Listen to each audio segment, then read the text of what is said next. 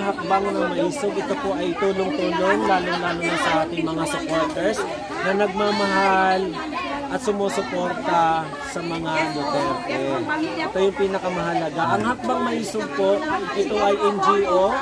Ito po ay isang samahan na kung saan ay sumusuporta sa mga Duterte. Ang mga nagbigay po ng tulong, yun po ay mga private citizen po. Sila po yung nagpaabot na bigas, sardinas, dilata, corned beef, biscuits at saka noodles po. Hindi po ito pera ng gobyerno. Ang Hakbang Maisog po, ito ay isang NGO.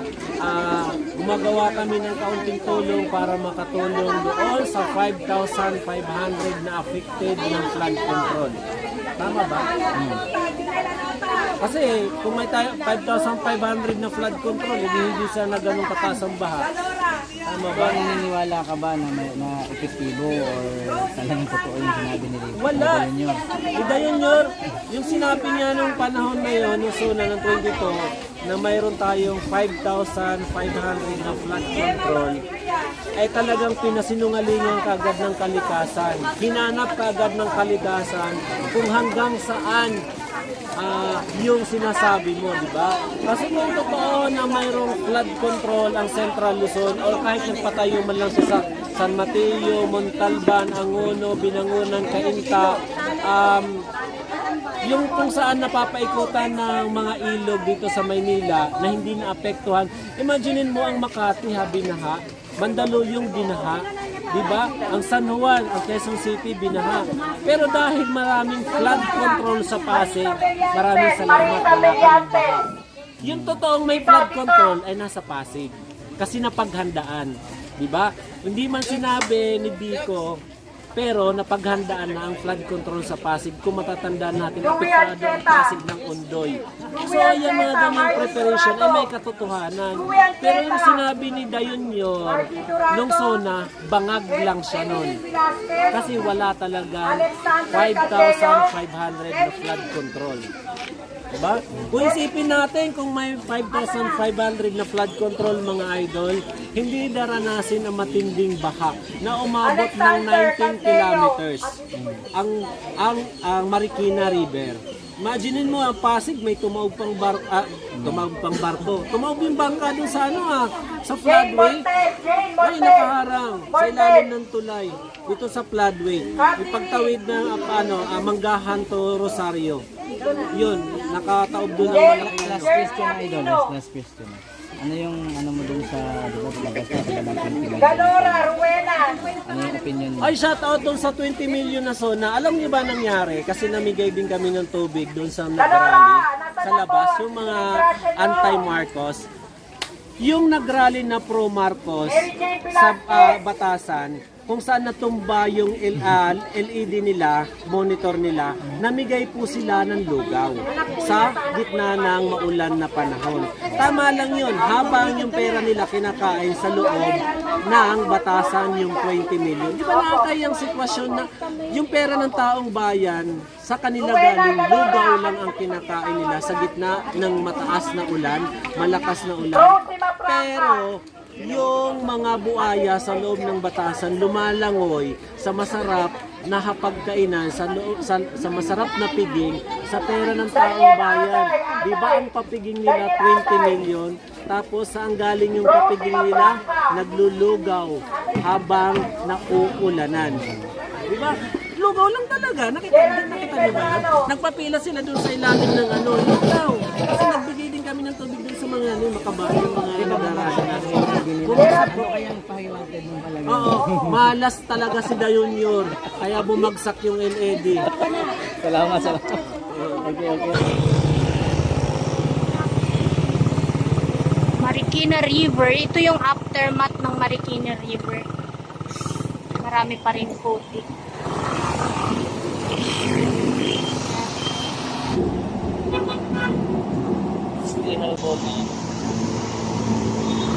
Hanggang dito sa taas, mga puno. Yun yung playground ng mga bata, wala na.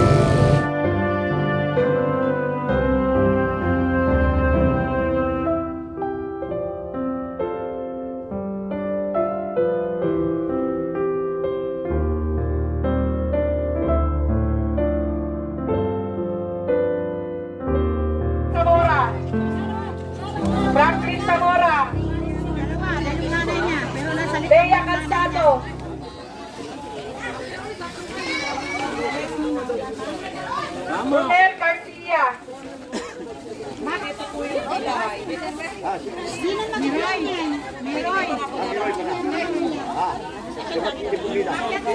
po ay alang-alang politika po. Salpe Avila, Aniling Kapunihan, Maria P. Mabahi, Renatar, Cornelio Cabinet, Marilyn Muñoz, Kaduga, Kaduga, Julie, Ma'am Raita, paano? Rolando Pangunelio, kasi kung mga natin. Si Lord Nesrita.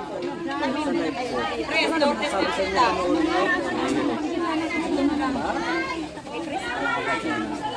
Winnie Palisa.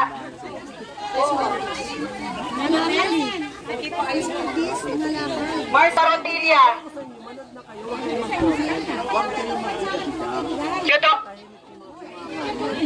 Chadora, hawakan mo muna kayo. Huwag naman sa God bless bless. Maraming salamat amin. Kaya galit na galit yan kasi wala ka na namimigay ng tulong kanila. Meron daw NFP. Ayan sabi niya, Rex, ayan na, gumainsan na sabi niya sir. Ayan. Rex, ayan na, may ganito ba ang alirista? Organisado po ang Duterte supporter. Ganun kami. Ayan. Ayan, nandito po kami sa Montalban. Ayan na mala sarbi. Nakasat Montalban po. Nakuha mo na ito sa akin po. Sa ano lang kita anak. Gabriel Rodriguez. Ayan, maraming salamat. Bakit nagwalag sa ating live? Ano yung pamimigay sir per household? Hindi ko alam, may tumutulong lang ako. Isang Ay. barangay.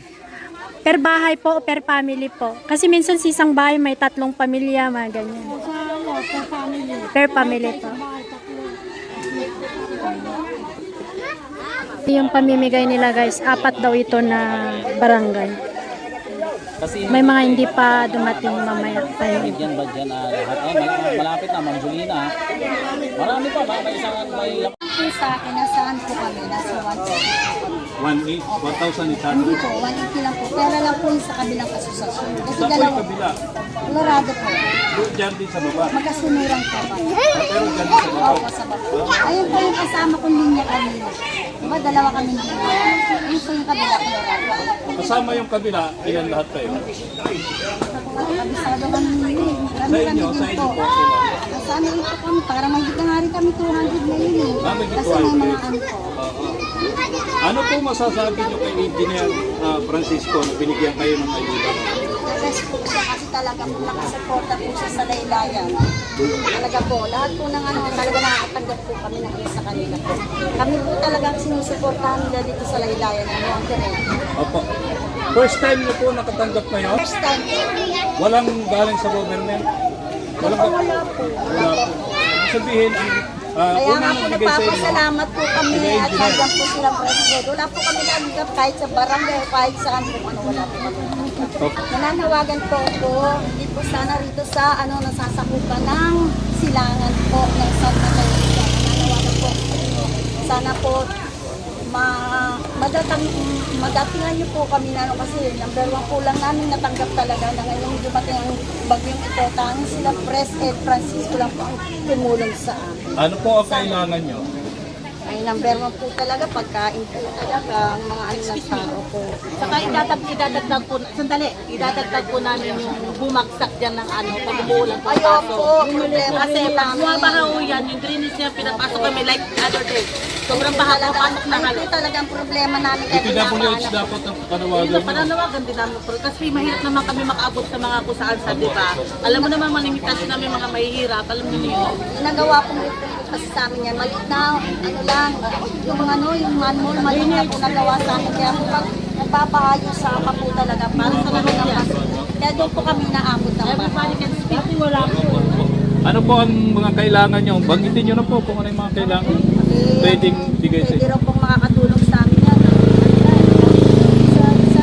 Ano nung ka nag-governor, Linares. Kaya po number 1 daw makakatulong sa amin. Kaya po kay Governor Linares, humingi po kami sa inyo ng suporta po. Problema po talaga namin. paggawa niyo po riprap po. Napapasalamat kami, nagawa kami ng riprap.